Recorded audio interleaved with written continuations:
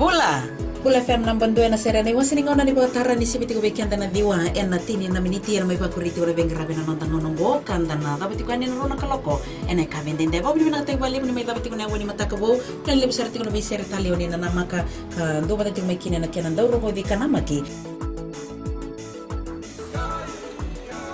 Bula binaka ayo salamilawa do bata kiyawa na Batara na wani dio na kaloko moni tiki na barumbuka en Bula FM nambang 2 en na serena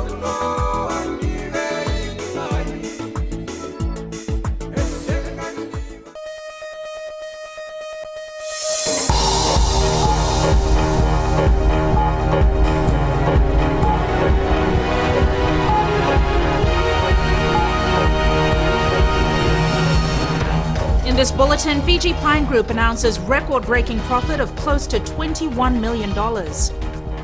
Former TLTB employee charged with 39 counts of money laundering.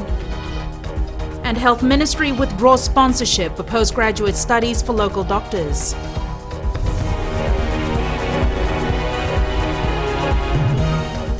Good evening, I'm Jackie Spate, and this is FBC News. The Fiji Pine Limited Group has announced a record profit of close to $21.3 million for its financial year 2014. This is an extraordinary turnaround from 2010 when they reported a loss of $5 million. Today, the company also paid out its largest lease security bonus of $1 million to landowners. Christopher Chand reports. From the verge of collapse to a new era, Fiji Pine Limited has reported its biggest ever profit. The group recorded an unprecedented consolidated operating profit of $21.27 million. Just 4 years ago, in 2010, the group had consolidated losses of around $5 million. Landowners got the largest payout, $1 million lease security bonus. On top of that, the 6 forest-based companies received 6 vehicles worth $400,000. New life has been breathed into an industry that was on the verge of collapse, heavily in debt, unable to service its loan, pay its creditors on time, unable to replant after harvesting, whose infrastructure was failing, and which faced a storm of criticism from disgruntled landowners. By comparison, in years gone by, if you look 5 years ago, this payout figure always used to be below the $1 million mark. Lease security bonus payment is a revenue stream that we introduced last year. The leadership and reforms at Fiji Pine have been credited for the transformation in its remarkable earnings.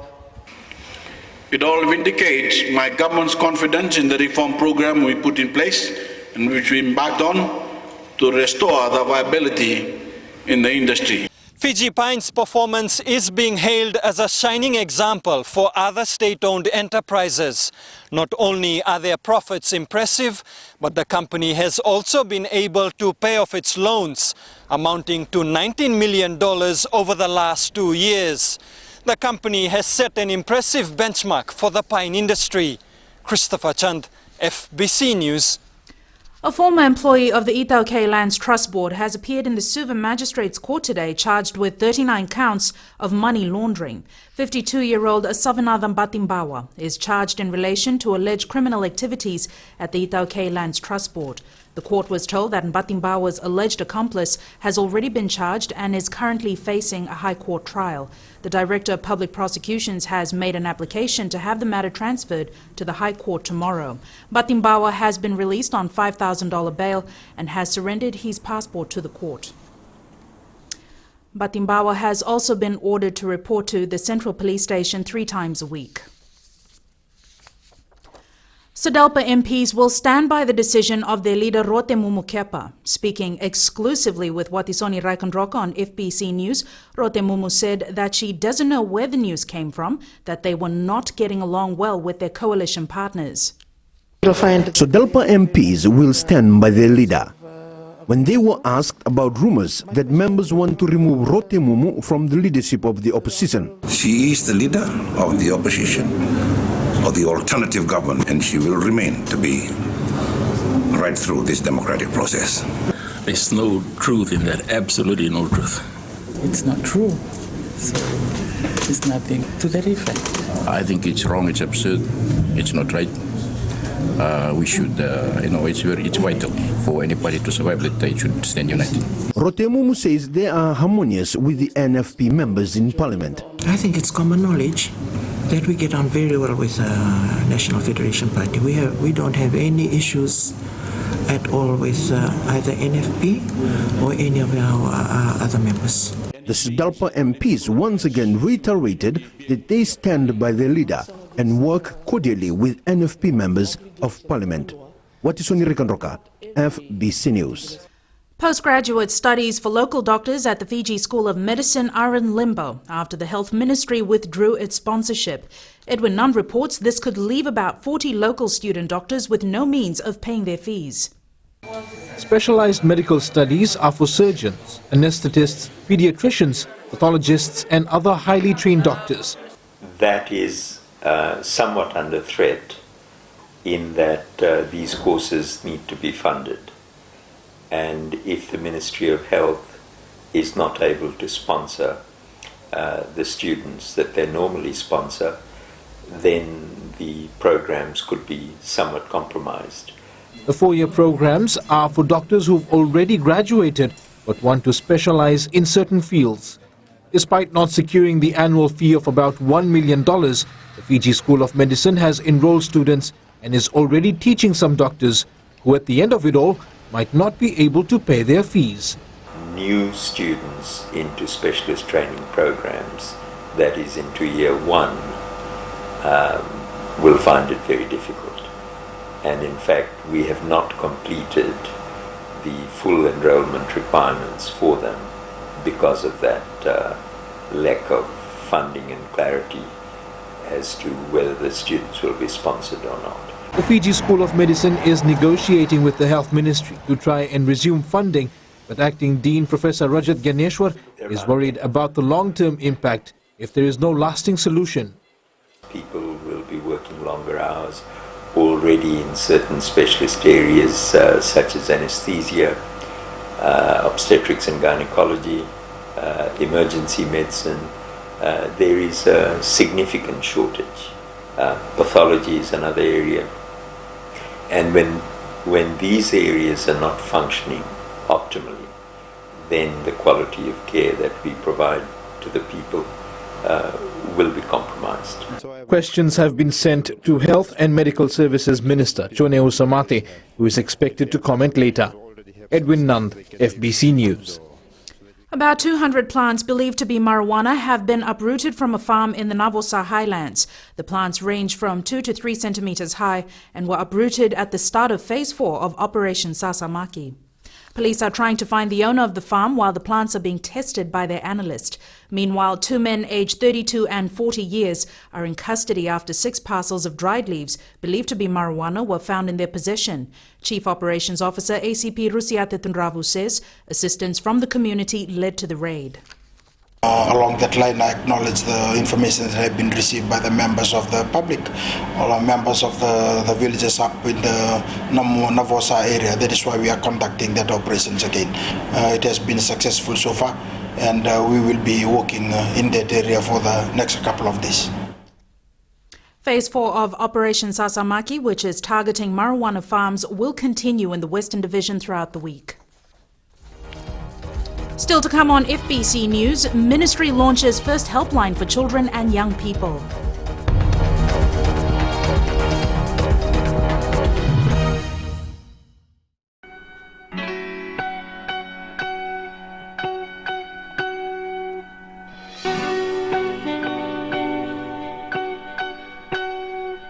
If you just joined us on the System After Dark, this is a homegrown number courtesy of E3 and Cracker. Bulla, how's it going? I'm D, your host on the System After Dark, right here on Today FM. Today's hit music. You can catch me weeknights at 7 p.m. That's from Monday to Friday, only on the home of Today's hit music. And don't forget, that's D with you every weeknight on the System After Dark.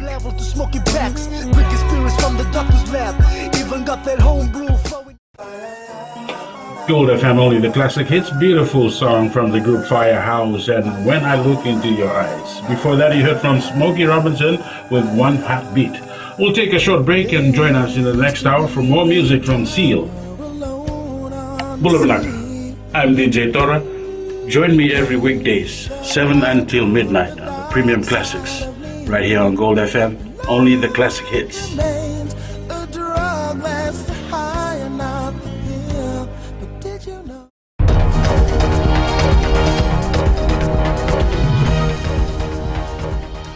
Firefighters were called to a fire at the Harbour Centre in Suva early this morning.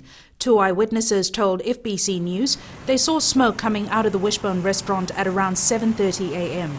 Fortunately, fire officers brought things under control. Their initial investigation indicates the fire would have started from faulty wiring in an aircon unit.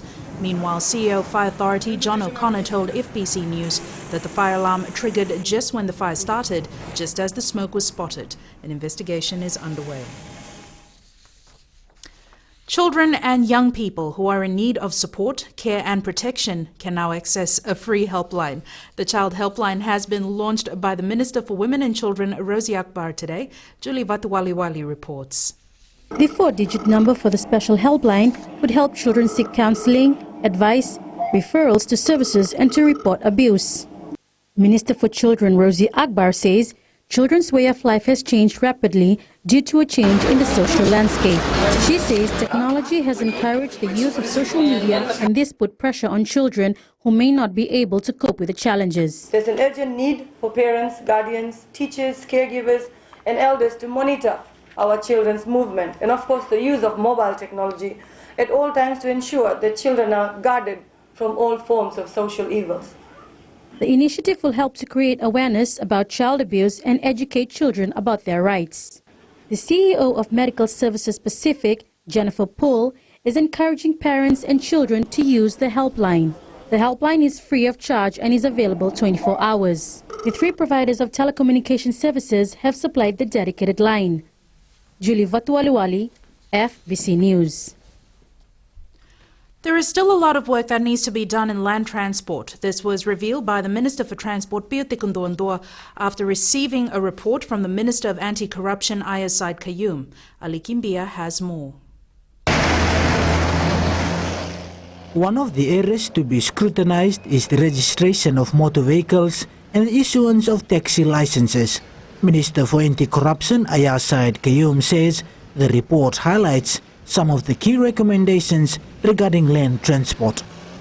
Issues pertaining to, say, processes, which are quite easy to solve, regarding, for example, at the moment, if you're a new car company that's going to register motor vehicles, there's no ability to have accounts. You have to always pay cash. So for example, Niranjans or whoever it is, right from that very basic kind of issue, to issues such as, for example, taxi licenses. Meanwhile, Transport Minister Pio Tikunduandua says they will ensure the recommendations are followed through. There's a lot of anxious people out there, who want to start minibuses, taxis, carriers and all that. It's important that we find the best solution for Fiji, and that it needs to be something that is integrated, that encompasses all of our public transport sector, and that it needs to be a lasting solution so that we don't keep changing and making all our decisions subjective. The Transport Ministry will also look at the views of the general public while working on the recommendations of the report. Ali Kimbia, FBC News. The late Tuina Savusavu Ratasuliano Nalumatua was laid to rest today at the South Tambu, or chiefly burial grounds, in Nukumbalavu village in Savusavu. Hundreds of villagers, students and residents of Savusavu lined the streets of the town to pay their last respects to the late chief when his body was taken from the hospital to the village yesterday. Warriors from Naindi and Nadekoro guarded the body of their chief until he was finally laid to rest. The Tuivakau Ratanaingama Lalambalavu attended the funeral ceremony today. The late Ratusuli was the leading chief of the district of Nasavusavu. He is survived by his wife and 4 children. Sports is up next. Jamie, what's the latest? Good luck, Jackie. Well, coming up in sports, teams ready to battle at the Digicel Punjas International Netball Series, and schools gear up for Fiji Rugby League's Vodafone Trophy finals on Saturday. Details after the break.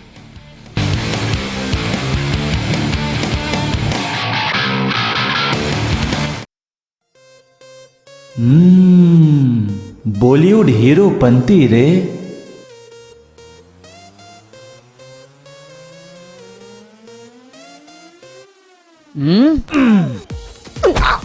Get this.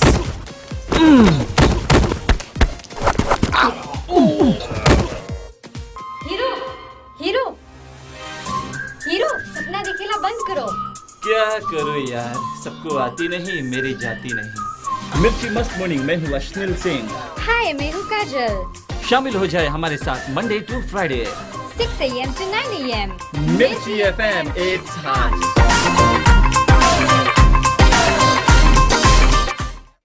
Nisa bulu benagar turun lagi nomor ramai bulu benagar dor bau kini monel lewat. Nisa bulu benagar monel. Enak dua talem nomor nomor wawai katalau. Enak matakai nedai.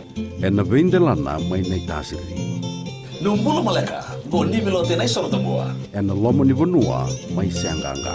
Numbulu re. Kau Samuel Samuel. Nanti nonton wawai katalau. En radio Fijuan nanti vitina wong kani beyan. Main nonton kini jiwa enak bimataka. Moni tikina pagarumuka. Nikai nama kah?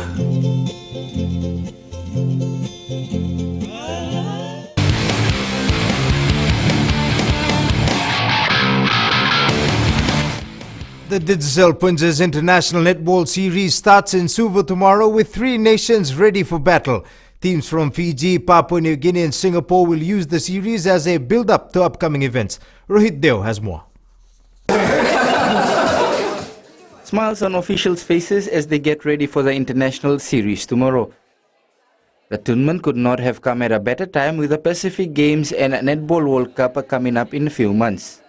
We'll want to win at home ground, but for us, having them coming over is like more like a big build-up towards Pacific Games and more over for the World Cup come August.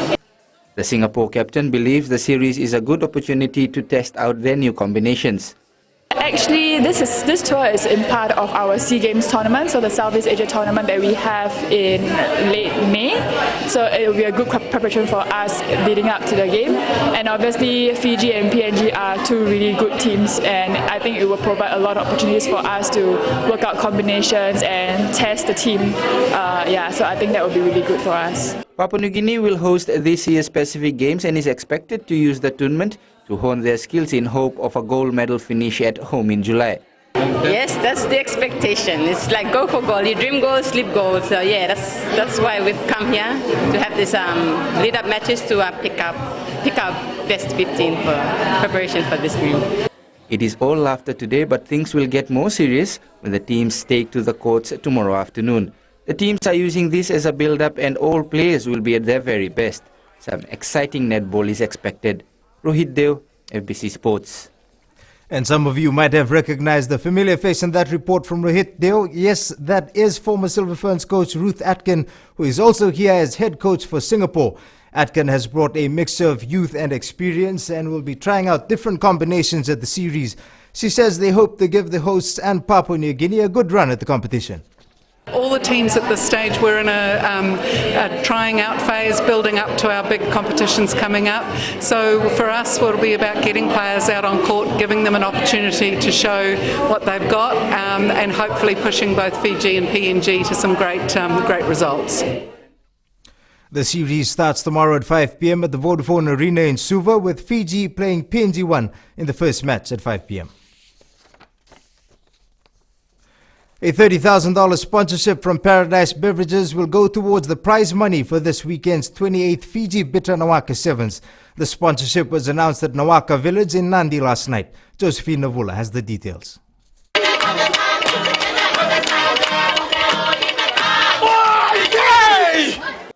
was a double celebration at Nawaka Village as the launch coincided with the 50th birthday of the Twin Nawaka, Ratu Asayeli Nayabo.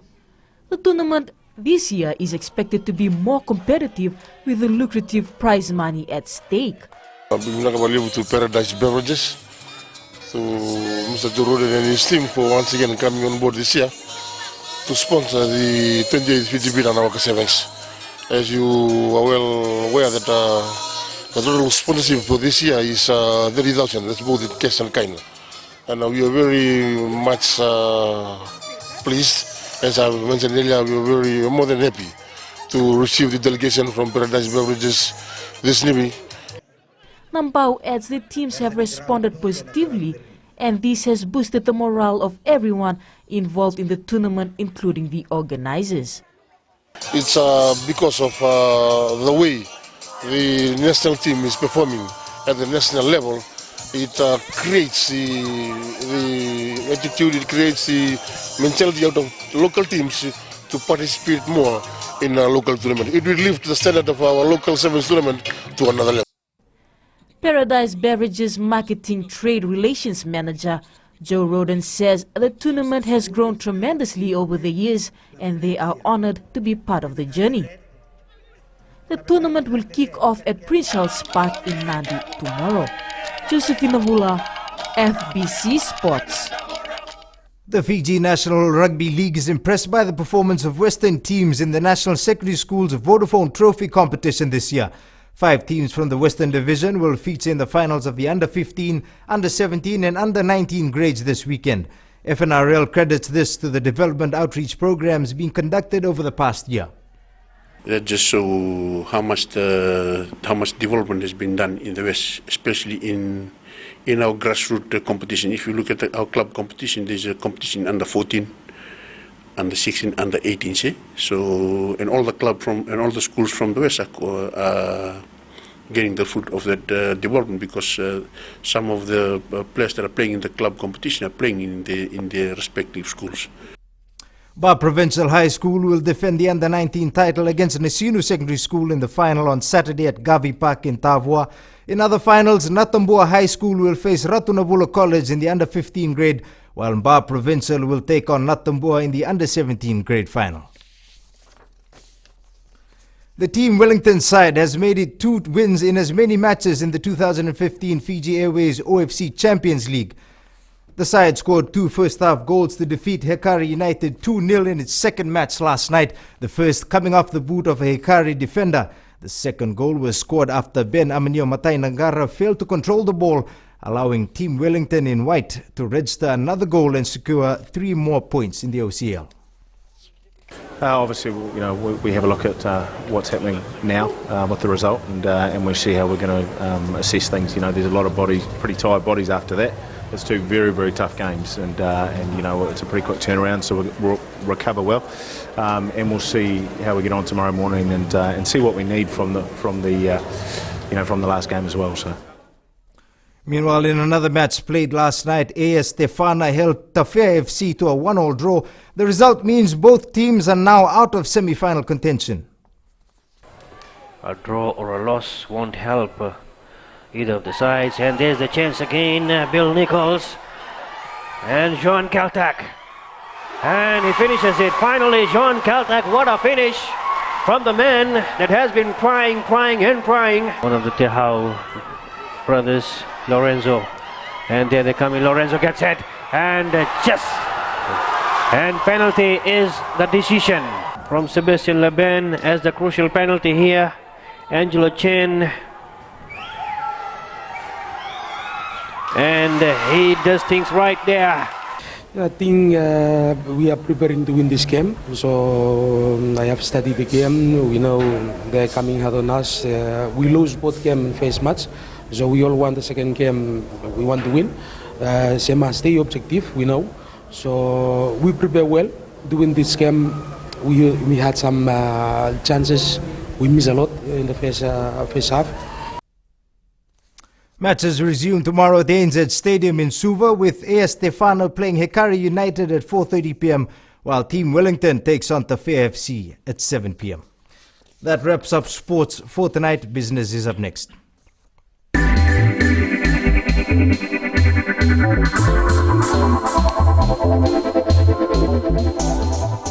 One of the country's biggest clothing retailers, Jacks of Fiji, will open an outlet in Papua New Guinea tomorrow.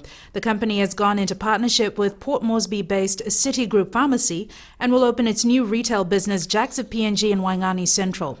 CPL Group Chairman Mahesh Patel told The National, Jacks of PNG will draw value-loving fashionable shoppers in Port Moresby. He says they are very pleased that Jacks of Fiji shares their vision. Jacks of PNG plans to open more stores in a few years' time if there are good locations. The Fiji Revenue and Customs Authority is holding a two-day event from tomorrow that will include a CEO's forum and an open day. FIRCA Chief Executive Officer Chitoko Tikolevu says this is the first time the authority has staged an event to change public perception about what they stand for.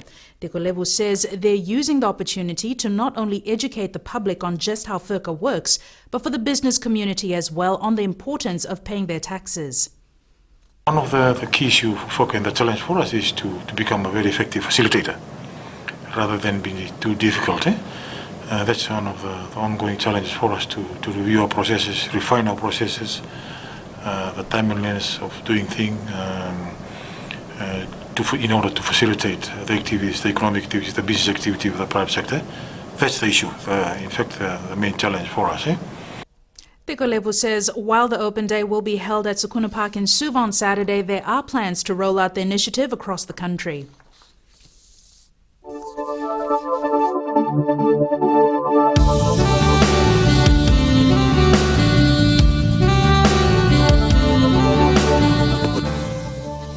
Showers were experienced over most parts of the country today. A trough of low pressure lies slow-moving over Vanuatu and extends southeastwards over Fiji. Meanwhile, another trough of low pressure affects Western Kiribati and Rotuma.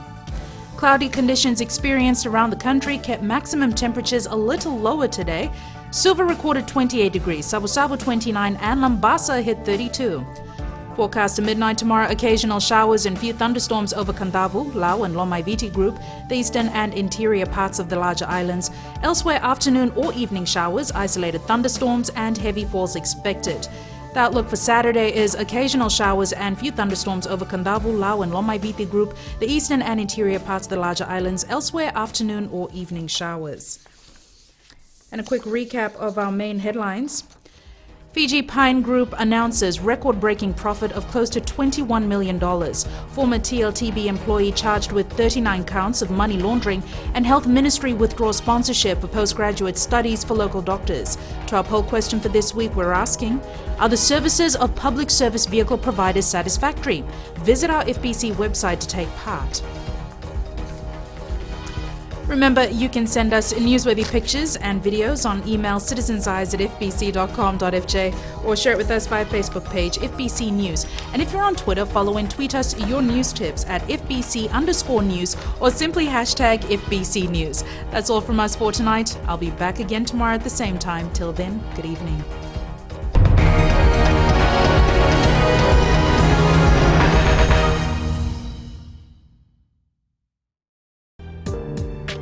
देश की धड़कन radio Fiji 2 का ये प्रसारण आपके लिए कार्यक्रम में आपका स्वागत हम कर रहे हैं। याद रखते अभी से लेकर रात 12 तक यह सिलसिला हमारा और आपका चलता रहेगा। दृष्टिकोण में आपका हम स्वागत कर रहे हैं। दृष्टिकोण के तुरंत बाद आगे बढ़ते हैं कार्यक्रम में। इधर कहते हैं कि गहरी थी रात लेकिन हम सोए नहीं, गहरी थी रात लेकिन हम सोए नहीं, दर्द बहुत था दिल में पर हम रोए नहीं, कोई नहीं हमारा जो पूछे हमसे जाग रहे हो किसके लिए या किसी के लिए सोए नहीं। याद रखा दें गीत संगीत का तकाजा आपके लिए रात 12 तक आपको हम सोने नहीं देंगे।